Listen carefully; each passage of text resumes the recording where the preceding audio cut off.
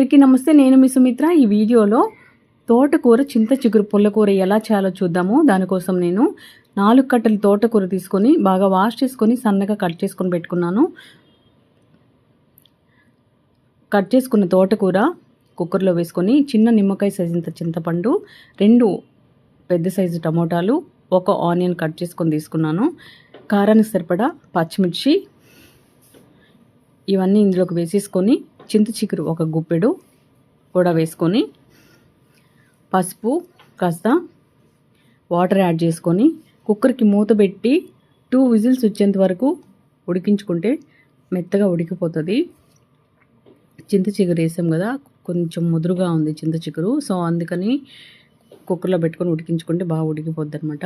కానీ పుల్లగా బాగుంటుంది, పుల్లగా కారంగా.